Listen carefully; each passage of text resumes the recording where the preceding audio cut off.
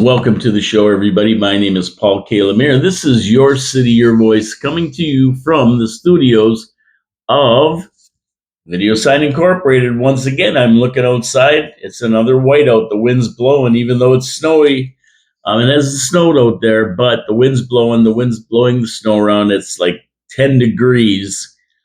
Way too cold for me to go out there and fool around in. No way. No way. I'm going to do it right from Video Sign Incorporated here. The show's coming to you. It's always live. I do it live. I mean, I'm not sleeping during it, although some people will accuse me of that. But we're just not going to hear it on 4680Q radio this morning. That's it. Hopefully back into the studio tomorrow for Absolutely. We'll see what happens. I got my little friend Sylvia here, checking in on everybody, making sure everything's okay. And away we go with this Trash Talking Tuesday on Your City, Your Voice. January the 20th, City Council Day. Of course, the meeting is today. City Council meeting. It takes place today in camera at 2 o'clock for the public. At around between 4 and 5, they come for the public meeting.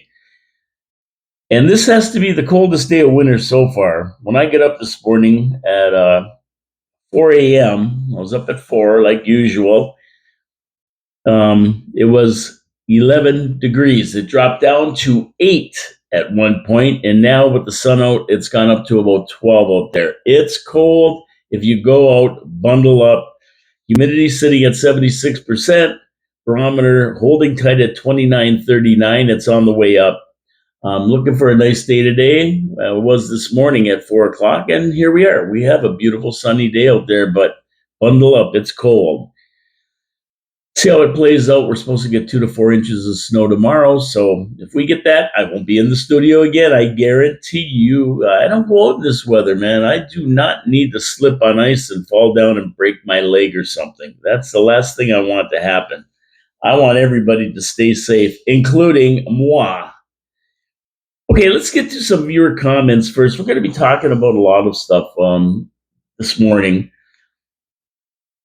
But we'll do viewer comments, and then we'll get into some other things that are going on. I did go through the city council agenda again this morning. I went through it yesterday just to see if there were any additions or changes. I did see a couple. We'll talk about them for a minute. Then we'll get into a discussion on the bigger one. I got into a discussion about shoveling sidewalks. And you know, I love that topic because I don't think we should have to do it. But we're going to be ordered to by bylaw come October, once the winter kicks in 2026. So we'll talk about that. Then we're going to get to some other places, and then that will be the end of the hour. Yeah, and at the half hour, we'll probably get into my second sponsor, Pete's Pizza on Victoria Avenue. But for now, on this beautiful sunny day, we have to make sure we get our cars in because this cold weather plays havoc with everything. Your suspension. It plays havoc with your antifreeze if it's not up to snuff. It plays havoc with your heating system. Plays havoc with your battery especially. Oh yeah, this is the kind of weather you go to crank your car and it just won't crank. That's why you want to take your car into Wild Bill's Auto Repair and Body Shop and make sure you get it serviced. Make sure that everything's running tip-top. Ken Hunter has all the diagnostic equipment you need to make sure that your car is running great. He's going to hook her up, tell you what's wrong, fix it, get you out, and your car is going to run good at least until spring when you should get it checked again because summer presents other problems with your car. Wild Bill's Auto Repair and Body Shop, Oakwood Drive, next to the Kia dealership. Go down there today. Get your car checked out. It's not too late to get it winterized. If you haven't put your snow tires on, you'll know why you should put them on after yesterday's a foot of snow. Wild Bills support our sponsors. They support the show. Go to their website, wildbillsauto.ca. You'll see the services they provide and how you can make an appointment to go visit them on Oakwood Drive. While you're there, don't forget to go to the Your City, Your Voice Facebook page and go to the Your City, Your Voice YouTube channel. You can find it at Paul Lemire 4973. That's my channel, or just search Your City, Your Voice, and it'll come up. once you subscribe, costs you nothing. You'll get notifications when I drop a video. I usually drop them by 3 in the afternoon on a regular day. When I'm in the video science studio, they're usually up by about 1 o'clock. Subscribe, get notifications, give us a thumbs up, give us a thumbs down, leave comments. Very, very important, because we discuss all comments, and I have a couple that we're going to go through right now.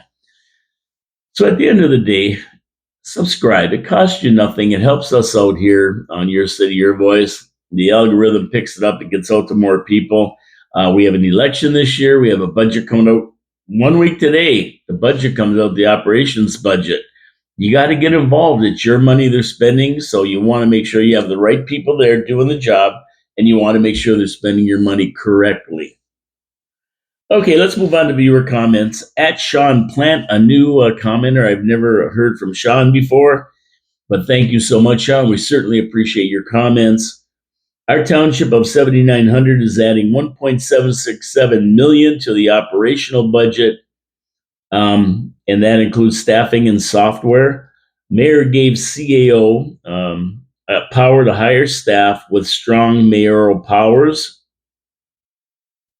That's 14.9% alone, that 1.76 million. So that's a hefty increase, 14.9% for staff and software. And we're facing that in Niagara Falls. I don't know how much they've spent on software and the staff to be able to run it. Now, the object is, and what Sean is probably talking about, is we say they are hiring staff when we're improving the software and our technical ability to handle stuff. Now, technology is supposed to replace staff, not hire more staff. So it's a conundrum. We are spending millions upon millions. I don't know how many millions in Niagara Falls, a lot more, on this software. And we are hiring staff to deal with the software. Yet the software is supposed to streamline everything so we can get rid of staff. We don't have to hire them. And I'm not talking about firing staff. I'm just talking about through attrition and things like that, that we don't need them anymore. We can cut down on staff because, your employee expenses with benefits and everything probably, cost you 60% of the money that you're spending. They're a huge, huge part of the budget. And in this budget alone, 15% just for that. 1.76 million added to their budget, which probably isn't that high in their township, 7,900 people. So to jump up, 15% alone just for staff and software, because people are moving to technology to try to streamline things, that's a big chunk. And when you start spending that kind of money, it goes right onto the backs of the taxpayers. There's got to be some efficiency there. Like, why bother spending it if it's not going to make things more efficient? And I'm not just talking about time-wise.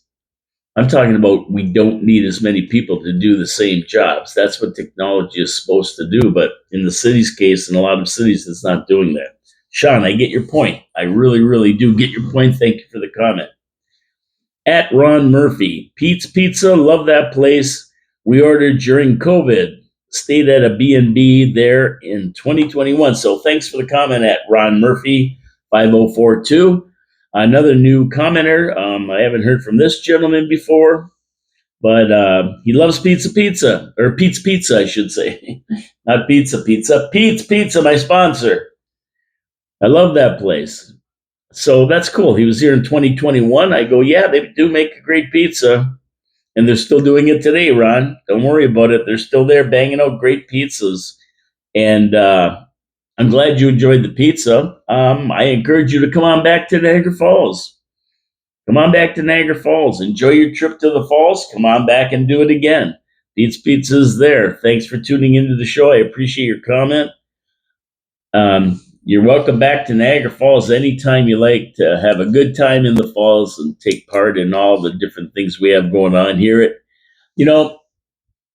When we talk about Niagara Falls, when I talk about Niagara Falls personally, I've been here all my life. I lived here all my life.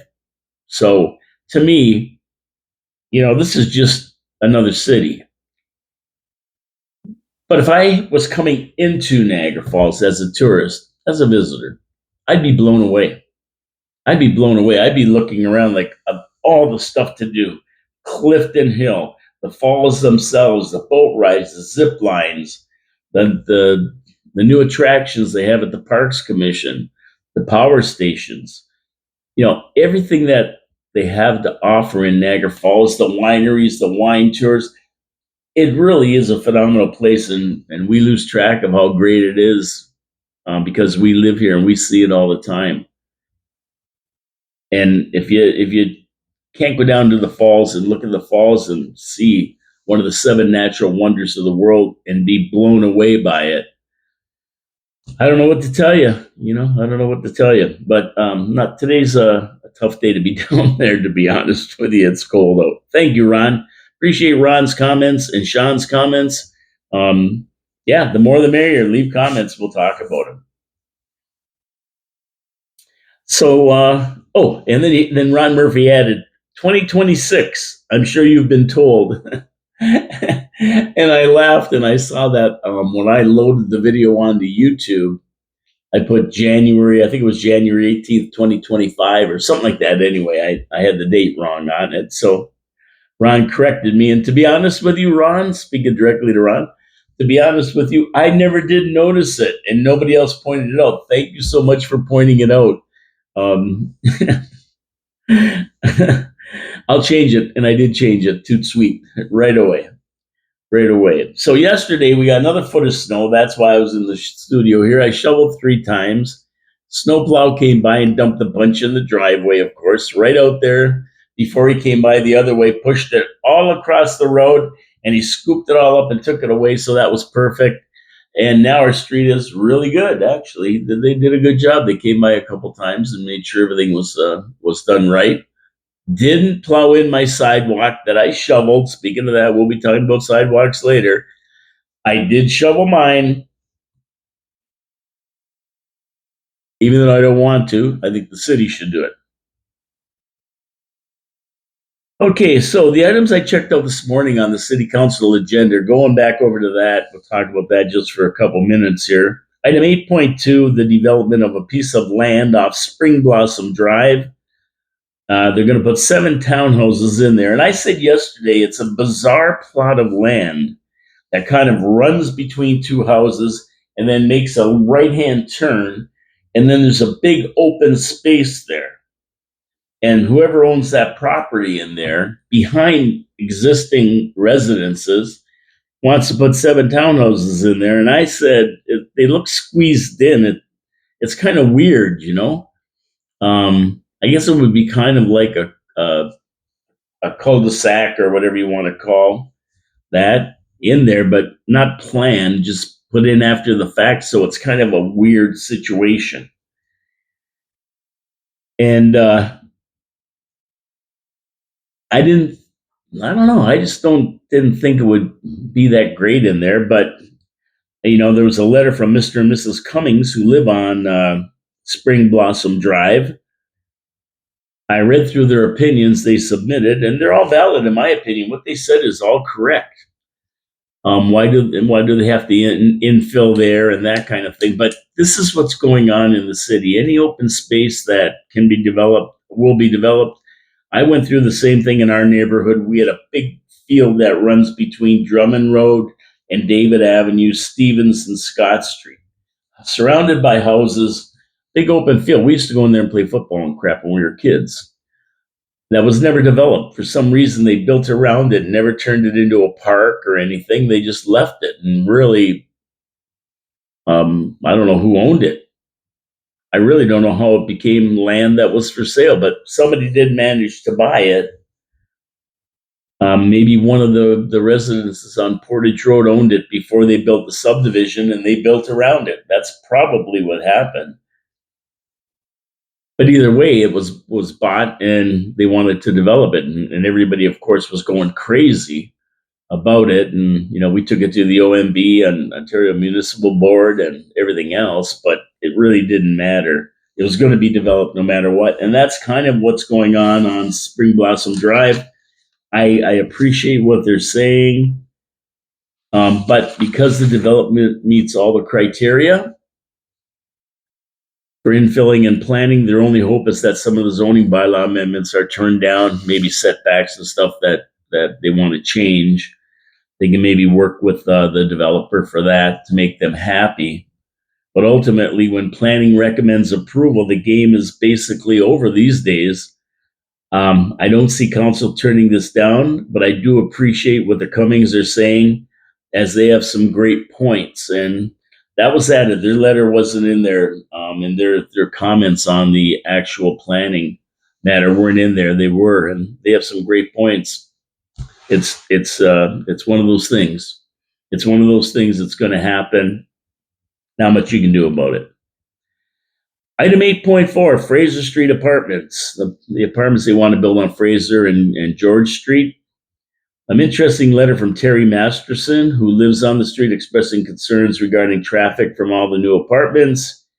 Mr. Masterson says he lived there 34 years and appears to know they are not going to stop the development, but has asked for traffic lights at the corner of Fraser and Stanley, as well as property tax freezes for residents of Fraser Street until the build is complete. Now, this is a weird thing because not that long ago, this whole matter came before council along with a piece of property on Hamilton Street and 4th Avenue, the old Mileck rink, and it was about it being developed. It was zoned in industrial employment land, they call it now, just like Fraser Street. And when it came before council, council gave the okay to build at the old Mileck rink, but they didn't give the okay to build at Fraser Street. And that wasn't that long ago, maybe a year ago, maybe just a little bit more. I can't remember the exact date. They turned it down for various reasons. One was because of the plant there that's just on the other side of the canal, in the proximity to what they do to these new apartments and that, and the effect that their plant would have on, and maybe expansion of their plant or other stuff.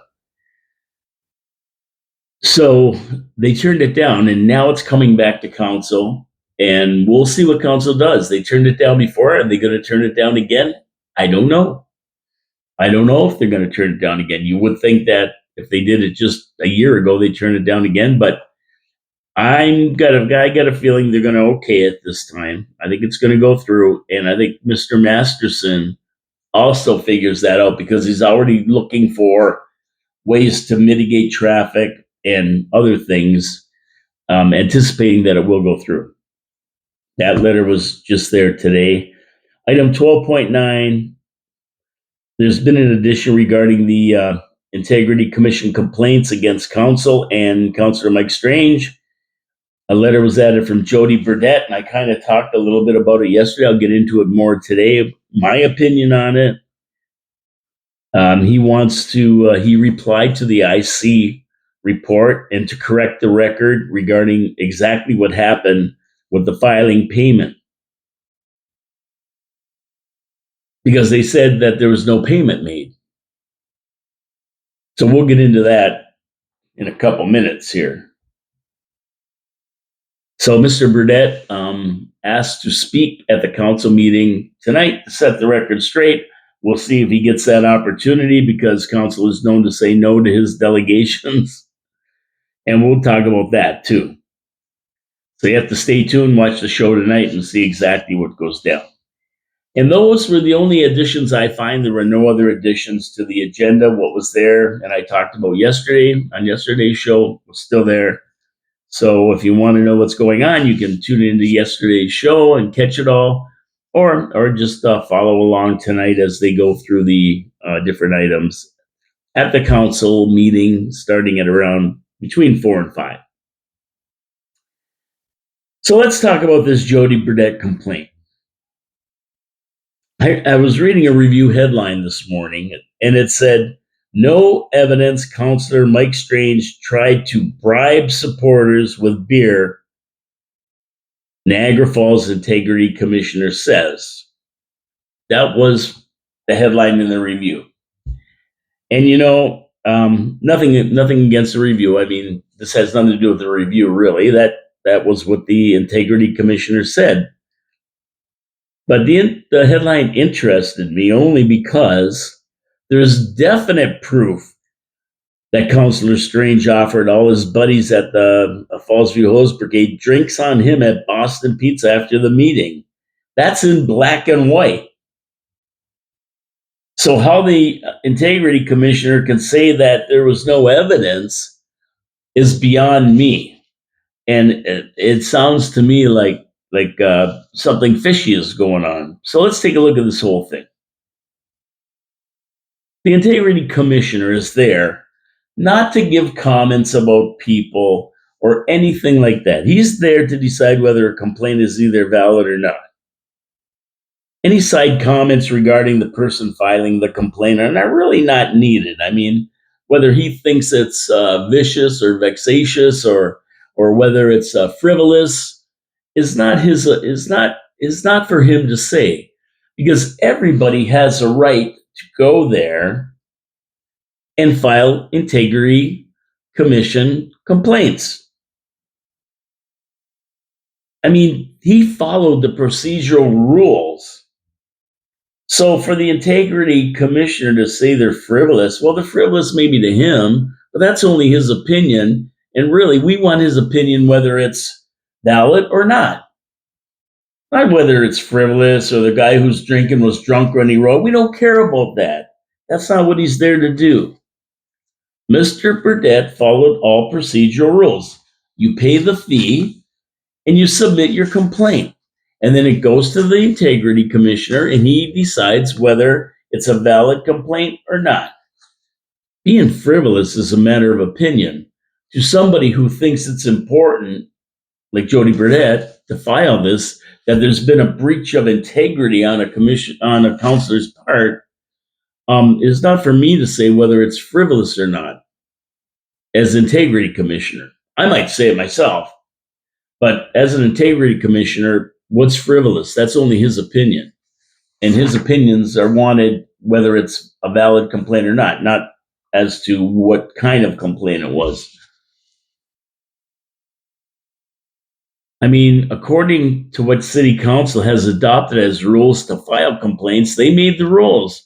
Mr. Burdett not only follows the rules, but has the right to file if he abides by those rules. If they don't like the rules, why'd they make them? Why is anybody mad at Mr. Burdett for taking Mr. Burdett to task for exercising his rights? This council has done their best to obstruct Mr. Burdett over the years here at every juncture. First, it was letters he was writing to City Council and having them put on the agenda. They banned those. Then when Mr. Burdett came to council, they put time limits on everybody, including him and including councilors, but the time limits are only expected to be followed by Mr. Burdett. Anybody else, they're never enforced. I've seen people get up there for half an hour and talk, even though the mayor said at the beginning, you have 5 minutes. Oh yeah, he tells everybody they have 5 minutes, but there's only certain people that he makes take those 5 minutes and then shuts them down. Whereas other people can get up there and blab on for a half an hour. And it goes the same for counselors too. I mean, counselor created this process. And now they're mad at Mr. Burdett for following their rules. I mean, go figure that one out. As far as the integrity commissioner goes, this guy appears to be a gem as well. He said Mr. Burdett didn't pay the fee. Well, then why council let him file the complaint? Why'd they let him proceed? And if that's the case, why did the integrity commissioner even comment on it? It's insane. The truth is, Mr. Burdett did pay, and he has the receipt to prove it, which brings into focus another problem here. Why didn't the integrity commissioner know that he paid it? He definitely went to City Hall and he asked, did Mr. Burdett pay his fee? And they told him Mr. Burdett never paid. Some of the dismissal of the case was based on Mr. Burdett not even paying to file the complaint. So, I mean, this is a big error at City Hall. And a judgment came about as a part of him not even paying the fee. And it's mentioned in the Integrity Commissioner's report. So, who's going to investigate this? I mean, this whole thing of not registering the payment or whatever happened, Mr. Burdett said he paid cash, affected the Integrity Commissioner's judgment in the case. So now what? I mean, the payment is documented. He has the receipt, so there's no disputing that he paid. So now we get into the actual case that he's talking about.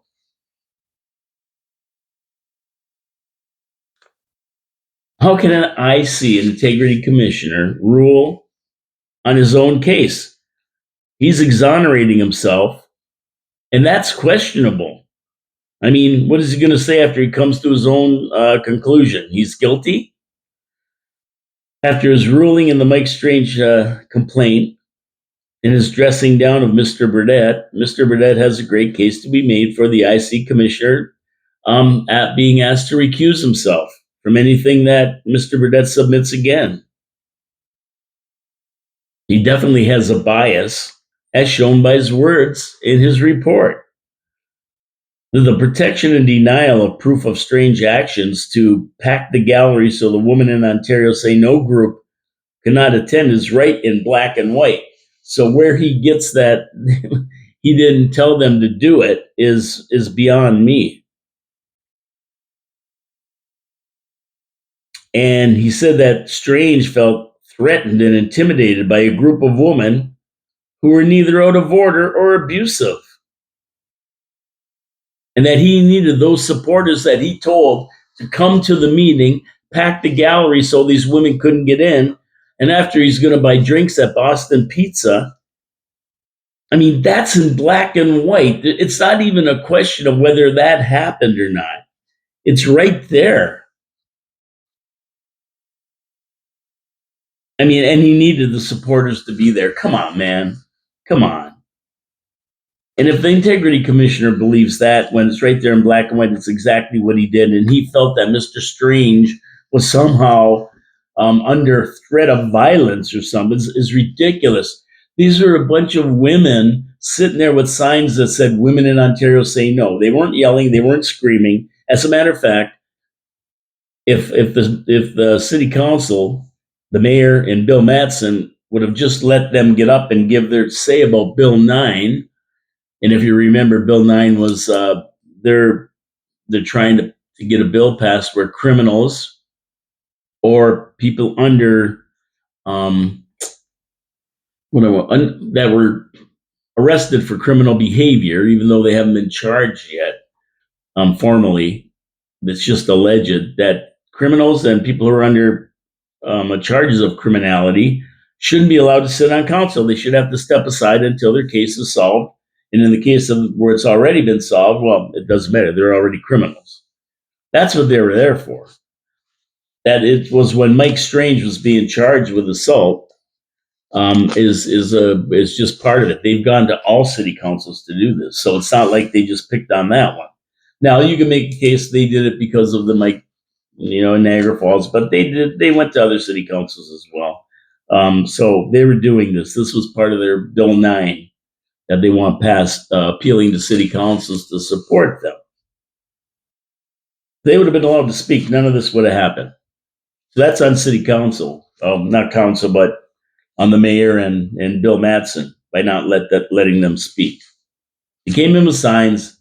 They were peaceful. They weren't yelling and screaming until the mayor decided he was going to have them arrested. Yeah, oh yeah, that's how stupid this is. The mayor called in the cops. Cops came in and drug them out. Of course, they couldn't arrest them because they had the right to be at a meeting. If you're not being disruptive, if your signs aren't racist or hate speech or anything like that, you can sit there and hold up signs. You can't get up and yell and scream and swear and act up, but you can do that. So there's nothing here that said they shouldn't be there. So this is a very, very, very sad display of leadership on the mayor's part. Add to that the line after meeting drinks are on me for members that showed up. That proves intent. A reward for jamming the gallery. I don't know if you want to call it a bribe or not, but it's definitely a reward for jamming that gallery on Mike Strange's behalf. It's all documented. It's all in black and white with emails and stuff. So there's no disputing what Strange offered or said. As far as Strange using his council time to plead his case, well, that's also right on video. You can go see it. Mayor Jim, he got up to speak. He got into what was going to be his court case, talk about his innocence. Councilor Coco got up and said, if these people in the gallery can't talk about it because of Bill 9, because of that case, he shouldn't be able to talk about his case either. Mayor gave him a warning, do not talk about that. Talk about Bill 9, you can't talk about your case. What did Mike Strange do? He talked about it anyway, never stopped by the mayor. He ignored that directive from the mayor. It's all on video. You don't have to believe me for it. You can go see it. So what the IC, the Integrity Commissioner, ruled on this, what he saw and what he is beyond me. Whatever he said is wrong. It's not true. It's not the way it happened. The report was 46 pages long. Strange hired a lawyer to represent his case to the Integrity Commissioner. And of course, he would not represent himself because there was so much overwhelming evidence that he did exactly what Jody Burnett said he did. That he thing, and of course they're gonna use the he was threatened with violence and all this other stuff and blah blah blah. But anything against him with misuse of the counselor's chair is definitely true. I mean, I'm not sure if some other body, the ombudsman or whoever, should investigate this integrity commissioner. He's no right to disparage Mr. Burdett for working in the parameters set forth by council to launch integrity commissioner cases. And the decision he made is so far off base, as far as I can see from what I've read, that it's a joke. Now, this is only my opinion of it. I read it through. I saw it live. I know what happened. And this is totally, totally outside the realm of what really happened. And I don't understand his ruling on this case. Now, Mr. Burdett has asked to delegate to council tonight to clear up a lot of the inaccuracies in the report. We'll see if he's given that chance. I didn't see him on the agenda, but I mean, when they're saying he didn't pay and that was part of him being thing, he's got to set the record straight in public, on camera, in city council meeting, in a recorded meeting. He should be able to set the record straight, 5-minute rule or not. He should be able to set the record straight. They said that he never paid. It's in a public document. And anything that's after that doesn't exonerate him. He did pay. He has the right to file. The Integrity Commission, his ruling was whacked. I don't agree with any of it, but that's how he ruled. That's how he ruled. And Mr. Burdett, he's not even going to argue that. He said, that's the way they ruled. That's fine. But I do want to set the record straight about me paying because it was part of the ruling. And I agree with him. I agree with him on all this. Anyway, that's what that's all about. I don't know if they're going to touch it in the meeting tonight. I don't even know if they'll go near it. It's in the minutes. They might just ask for it to be okayed, and that's that. They might pass right by it. Who knows? Last time they passed right by it, nobody wanted to talk to it. But then I think that the Penguin got up and started talking about it and opened it up again. We'll see what happens tonight. Okay, my second sponsor, Pete's Pizza on Victoria Avenue. And we saw the comment on my video about Pete's Pizza. The guy came to Niagara Falls. Ron, what's his name? Ron, what's his name? Ron Murphy, 5904, came to Niagara Falls, went to Pete's Pizza, loved it. So there you go, a testimonial to how good Pete's Pizza is. And I like it simply because it's consistent. The Mancini family recipe for sauce and crust has been around for 41 years now. They know how to do it right. That's what they use at Pete's Pizza on Victoria Avenue. It's consistent. Now you put that together on a great pizza with the right blend of cheese, the sauce, and fresh toppings, and you got yourself a winner. And not only a winner once, a winner every time. You can't go wrong with Pete's Pizza. And it's not just about their pizza. They have tremendous wings. They have tremendous poutine, steak and cheese poutine, chicken parm sandwiches, steak sandwiches, panzerotti. They have a full menu. You're going to find something you like on the menu. They're open till 2 in the morning on Friday and Saturday for your convenience. Midnight during the week. They've opened a new store on the corner of Thorold Stone and Kaler Road for the northwest part of the city. You can get great pizza out there now. How can you go wrong with Pete's Pizza? You are going to enjoy it. You're going to have a great pizza. You're going to really like it. And I would say try Pete's Pizza Works. Try their works. Pete's Works. Just fantastic. Has a bunch of different things on it if you like a lot of toppings. And they do it just right. That's what they do. How do you get a pizza? 905-374-2222. Dial that phone today. Get yourself a great pizza. They use Skip the Dishes and Dine and Dash, whatever they're called. They use all the services. Plus, they'll deliver themselves. You can't go wrong. Believe me, you can't go wrong. Okay. You got to support our sponsors. They support the city. They're good corporate citizens. And as a matter of fact, you should support all small business in Niagara Falls. They form an integral part of our city's character. They're just good, solid citizens and people. Okay, I got to talk about the sidewalk clearing because you know my opinion on that if you watch the show. Right? We pay taxes.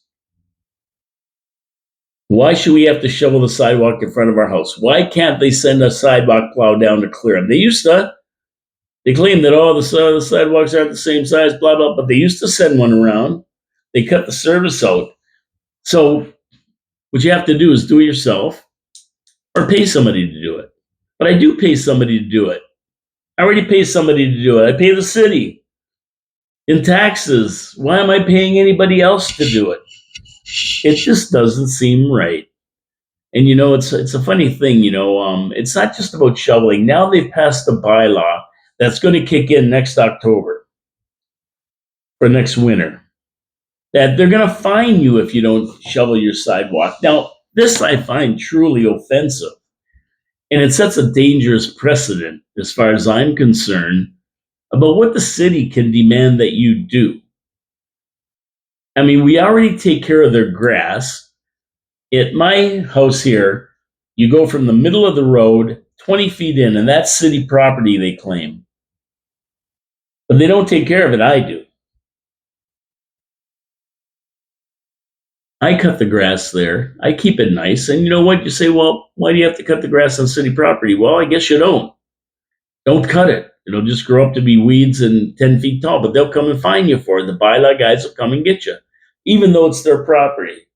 Now they're going to fine us if we don't shovel the sidewalk. And that really disturbs me. And I got into a discussion with a guy on Facebook. And I really don't even know how they could make a fine like that stick. Yeah, they passed the bylaw, but what if they passed a bylaw that we have to clear the road in front of our house? Hey, why not? All you have to do is pass a bylaw and say, if you don't clear the road in front of your house, you're going to be fined. Why can't they do that? They passed it for the sidewalk, their property. Why couldn't they pass it for the road? Why couldn't they say everybody that lives around Oaks Park has to go and cut the lawn over there and line the diamonds and everything? I mean, see, this is the thing. We pay taxes for certain services. And we deserve to have those services completed for us. And shoveling their sidewalks is not a service that we should have to do. It's a service they should provide. And I know this guy says, well, it's a humanitarian thing. Old people walk down the sidewalk and then the people walk their dogs. Well, then let them shovel it. I'm not walking my dog on the sidewalk. I'll tell you the truth. I go out there and bust up that sidewalk, fill it in with soil, and plant grass. Then I won't even have to shovel it. You think the city would let me do that? And that's what I said to this guy. You think it's your sidewalk and your responsibility? We'll go out there and break it up with a sledgehammer and see what the city does. So my thing is listen, hey, my sidewalk is clean out there. I shoveled it. I shoveled 2 feet of snow off it in the last few days. I do it. But what makes me mad is being told I have to do it. Yes, yes, yes. Now the city has plans. If you're old or whatever, you can't disable, you can't do it. They'll send somebody in to do it. They'll help you out. But still, I don't want to do it. It's not my property. I do it, but do I want to? No, I do it out of the goodness of my heart and that kind of thing. But now they're going to force me to do it? Maybe I won't. Maybe I'll test their bylaw and see if you have to. I mean, paying taxes to the city to do the work for the city is no different than paying a contractor. If I'm going to hire a contractor, I should get that money off my tax bill. Any money that would be spent shoveling sidewalks, they know how much it would cost. Then that should be split up and taken off our tax bills for the people who want to shovel. I have a question on the tax roll. Do you want somebody to shovel your sidewalk or not? No, I'm going to shovel it myself. Okay, you save yourself $50 on your tax bill. I don't know, but we pay taxes for that, and that's my big thing. And paying taxes is part of a contract with the city. Yes, we will pay to upkeep the city, keep the roads clear, keep the water running and the sewers running, and that kind of thing. That's our contract with the city. That's why we pay taxes. So when I sign a contract with them, I expect them to keep up their end of the contract, to keep up their property. That's why I'm paying taxes, and part of that is clearing that sidewalk. So forcing you to do it with a fine really makes me mad. I mean, what happens if they want to upgrade the sewer system in front of my house? Am I going to hire the contractor to do that? No, I pay taxes, so they do that. I don't know. I mean, they passed this bylaw. I don't like it at all. And you know what? What makes me laugh is the same people who whine and cry about self checkout. I'm not going to Walmart and checking myself out using self checkouts. That's why they should have tellers or whatever they call them. People there doing it. I don't like using self checkouts. I'm not working for Walmart. They don't pay me to check myself out, check my stuff out. They cry about that, but then they'll go up front in minus 20-degree weather and shovel their sidewalk, working for the city for free. Oh, those are the people that just make me laugh. Wah wah. And there, at least at Walmart, you do have a choice. You can go to the person at the cash register and check out, or you can go to the thing. Well, we won't have a choice. You got to go up front and do it, and you're working for the city, and you're working for the city for free. How do you like that? I mean, there wasn't a lot of people protesting this bylaw. I'll tell you that. They all voted for it, so I don't know. It just bothers me. I don't know about anybody else. So that was a goofy discussion I had, and people were calling me, "You're not a good humanitarian. Seniors got to walk. You should shovel for everybody else. Be a good neighbor." Hey, I am a good neighbor. And you know what? I'm like Frank Costello when he appeared before the Kefauver hearings. They asked him, "What have you done for America, Mr. Costello?" And if you don't know who Frank Costello is, look it up. Prime Minister of the mob. So, "What have you done for America, Mr. Costello?" He said, "I pay my taxes."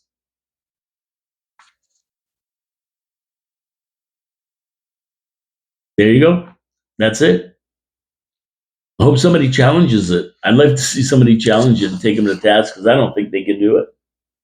Oh yeah, they can pass bylaws, but I don't think they can do it. I think that's a ruling that they're supposed to be taking care of it, and they do. That's why we pay taxes. Okay, over to Mike Carnage.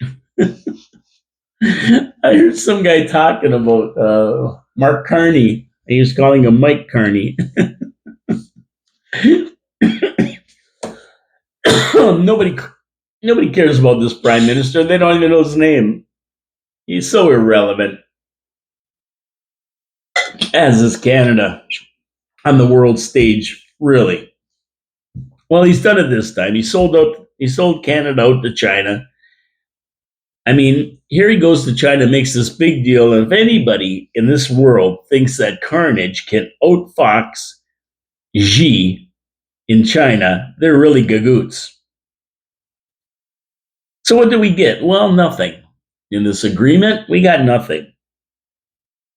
Well, we did get one thing. I shouldn't say we got nothing. We got Chinese junk cars, which are going to go on the market cheap, sell out, and kill whatever car industry Carnage and Trudeau left for us, which is nothing. So this should really put the nail in the coffin, the last nail in the coffin of the car industry in Canada. China buys canola oil or something. And of course, this whole deal with China, a communist country that Trudeau loved and Carnage loves, now is Trump really worried about Canada and what they're doing, going to bed and getting in bed with China? I mean, Trump's already suspicious of Canada and what they're up to here. And I mean, there you go. That just cements it. In the long run, this deal is going to really screw Canada. Just look of it to the U.S. Does anyone think that tariffs on autos, steel, aluminum, lumber, and more are going to come off with Carnage cozying up to the enemy? I mean, we have the USMCA being renegotiated this summer in July. How do you think that's going to go? Now that Carnage has jumped in bed with President Xi in China, a communist country, guilty of all kinds of human rights abuses. Yeah. How do you think that's going to go with Trump? I mean, it really, really reeks of desperation on Canada's part to have to jump in the bed with China like this. I mean, when China goes to take over Taiwan, where's Canada going to be? Are they going to be in favor of it?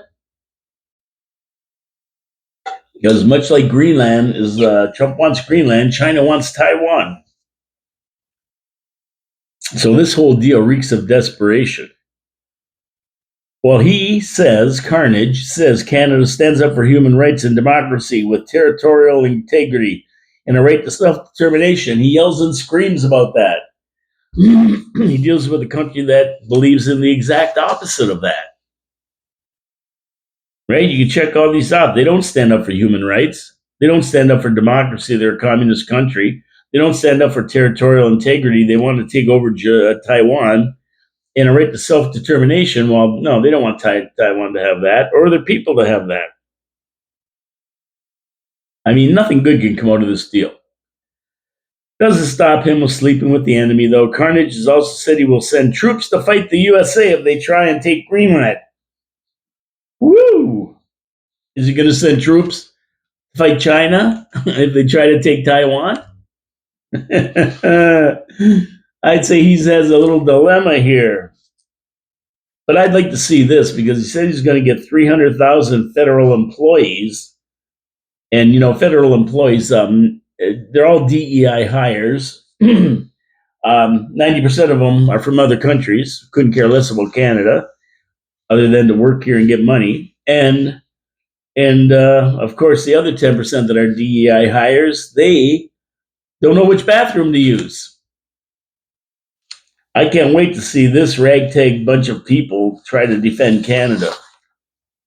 It's going to be something to watch. I can't wait. And if China ever goes into Taiwan, I can't wait to see what Carnage is going to do with that. Who's he standing by? What he says are his principles? Or is he going to stand by his buddy, China, that he just signed a big deal with? We'll see. Okay, so what's up with the world's sudden interest in Greenland? I know the United States has been wanting to do something with Greenland for 100 years, but really nobody else has cared about Greenland. Denmark has it, but it's 2,000 miles away. It really doesn't do anything. Greenland's a big glacier. That's really all it is. The only industry they have really there is fishing. I mean, to develop any other industry there, it's going to be tough in the minus 40-degree weather most of the year, and the glacier that's 100 feet thick or whatever it is.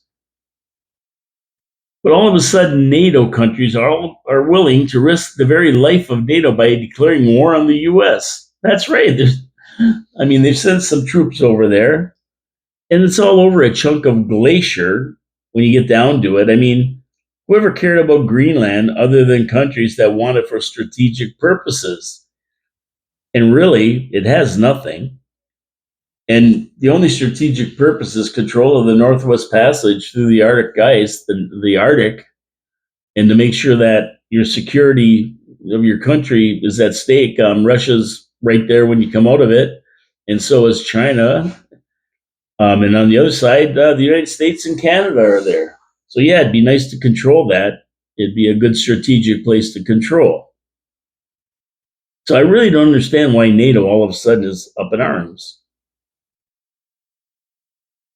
Nobody cared or even thought about it until Trump started wanting it, came along and really wanted it for security people. Then all of a sudden they're all up in arms.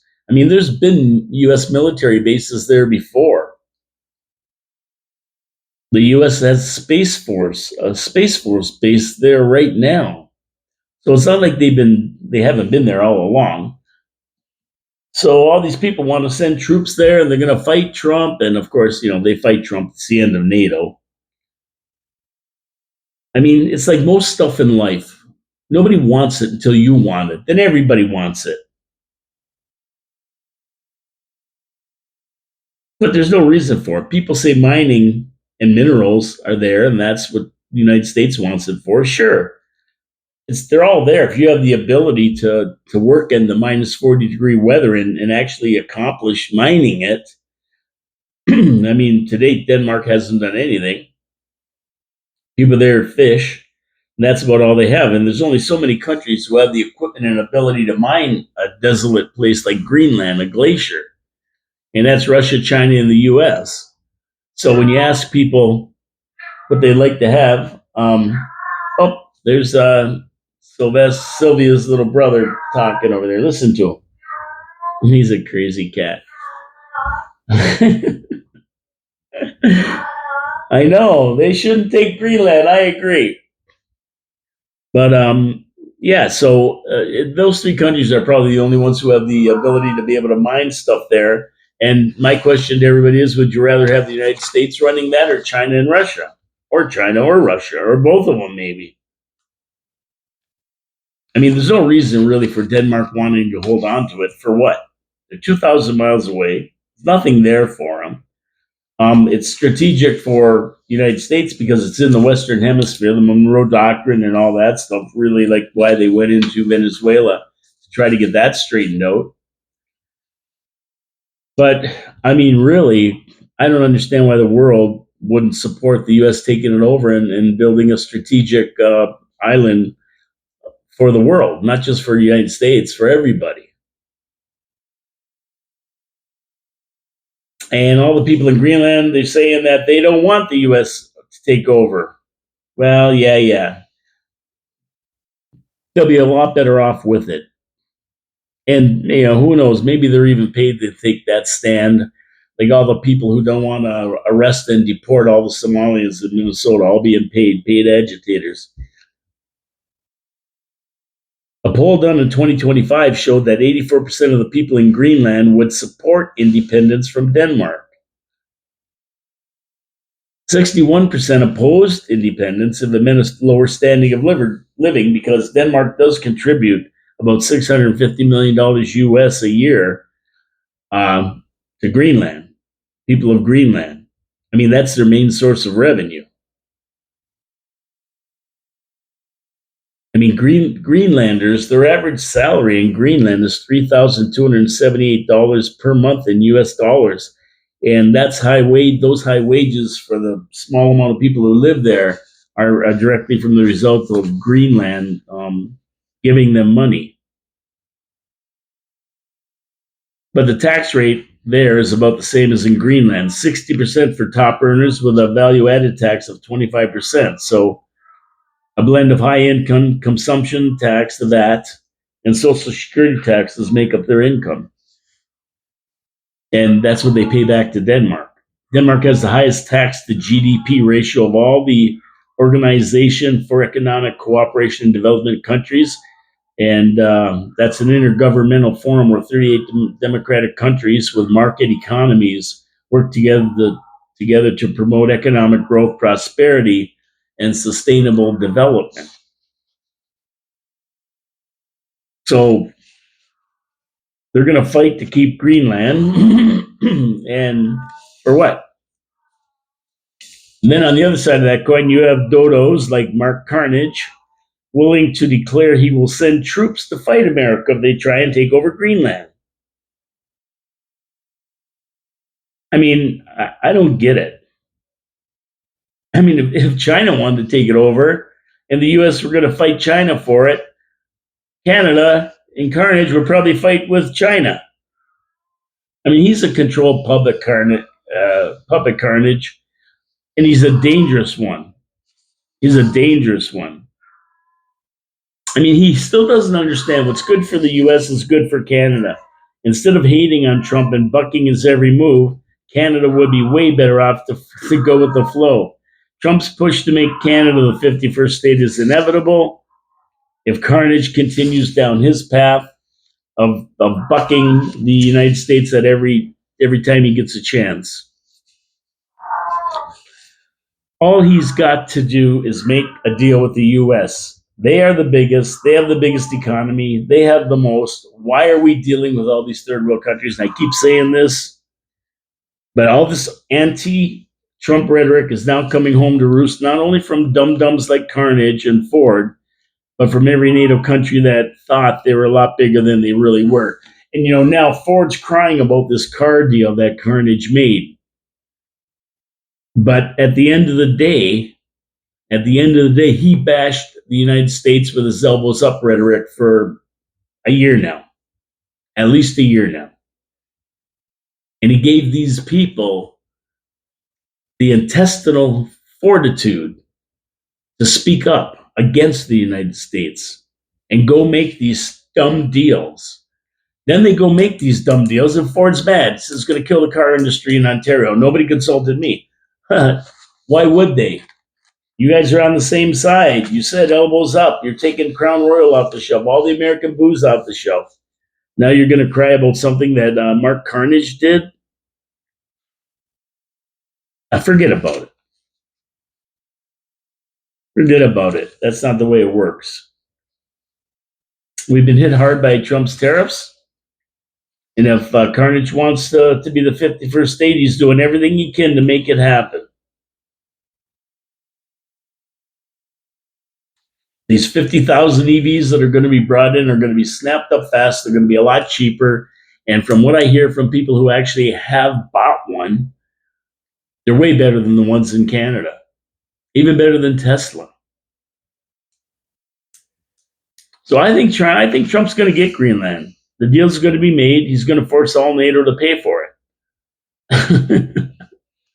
How's he going to do that? He's going to tariff them. They're going to be against him. He's going to make them pay tariffs on everything. And guess what? That money is going to go towards buying Greenland. It's going to happen. Stay tuned. You can almost guarantee it. Now, common sense prevails in Italy, though. I got to say that. Italy's Prime Minister, Giorgia Meloni, is calling for serious debate with NATO to bridge the growing rift between NATO and the United States. She feels it's nonsense coming from NATO, and escalating the conflict is a failure of communication rather than a genuine threat to European sovereignty. And Without the United States, NATO doesn't exist.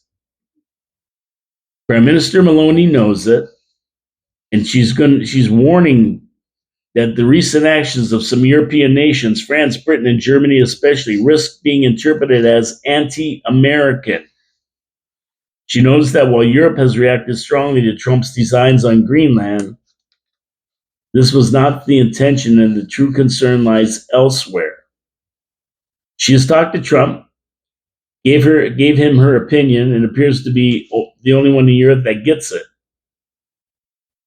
Communication is the key to settling the issue, not idle threats from European Union countries that have no stake in the settlement will not be affected if the U.S. does indeed take over Greenland, and they have no way to back up their rhetoric if they decide to wage war against the United States. I mean, the saber rattling from the Union, from NATO doesn't bother Trump. He don't care because he knows that they can't take the United States. He's not afraid of NATO or threats from Denmark. I mean, the U.S. has defended all these countries at their own expense for decades, and the charity is over. Protecting a bunch of people thousands of miles away that don't even like the U.S. is now out of the question. The trillions of dollars the United States has spent on NATO and protecting countries in Europe that are not even close to the United States could have been spent on the United States and spent better at home. So they better get off this wagon and start smartening up. There's a lot of other things going on in the world. Denmark is just a distraction because there's Venezuela is under U.S. control. They've sold a tanker of oil. The money's gone back to the Venezuelans. That's happening. Oh, oil producers are pondering the move back into Venezuela. And as soon as Trump stabilizes the country, they'll be able to come back in. The ones that are there are already starting to work the oil. It's only a matter of time before Reza Pahlavi, son of the Shah of Iran, takes back the country from the tyrants in Iran, gives it back to the Iranian people. I mean, there's lots going on, and whether Trump takes Greenland or not doesn't affect most of Europe, any of Europe really, or even Denmark, and it certainly doesn't affect what's going on in the rest of the world, which Trump is slowly getting under control, and that's the way it is. So we'll see what happens with that. I think they're going to get Greenland. They're going to sell it. Everybody's going to say okay at the end of the day. They don't want to fight with the U.S., and I think most of them agree that the U.S. having Greenland would make good sense strategically. They don't want to admit it because they don't like countries that want to empire build. They don't like countries that want to do that. But at the end of the day, they know that it's better the United States controls and it controls the Arctic and all the northern passages. They really, really, I truly believe they do.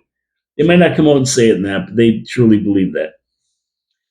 Anyway, that's it for me today. I'm done here.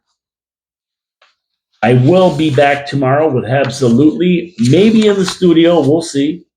We'll see. We're supposed to get 2 to 4 more inches of snow tomorrow. If that happens in the morning, I definitely won't be going in the studio. But if it's not, I'll go in there. We'll see. Absolutely. Thursday will be your regular Straight Talk Thursday show. I will be talking about the events at City Council tonight. Don't forget about the City Council meeting. It comes on at around between 4 and 5 after they come out of the in-camera meeting. Check out the planning. Check out the things that I've talked about. It should be a decent meeting to watch. It's going to be interesting to see what they come up with some of these things. You can go to NiagaraFalls.ca to watch it. You can watch it on YouTube, or you can go to the Cogeco channel. Sometimes they do televised on the local community channel on Cogeco, but either way, it will be on live somewhere. And that's about it for me today. God bless you all. Thank you for tuning in. I really appreciate it. Thank you to the new commenters. Thank you to old commenters. I always like the comments coming in. Hit that subscribe button. Give us a like. It helps the algorithm. It helps us get more of these shows out there to you. And I'll see you tomorrow. Enjoy this frigid day. It's nice and sunny. I'm going to be going out there to shovel a bit. And I enjoy being out in the sun, even in the winter. Even in the winter, I enjoy the sun. Take care, everybody. Support our sponsors, Wild Bill's Auto Repair and Body Shop and Pete's Pizza on Victoria Avenue. I'm out today. Have a good day. Be careful out there. Don't slip and fall and hurt anything. And we'll see you, if you're a Habs fan, tomorrow at noon. If you're not, we'll see you Thursday at noon with Your City, Your Voice, Straight Talk Thursday. Have a good one.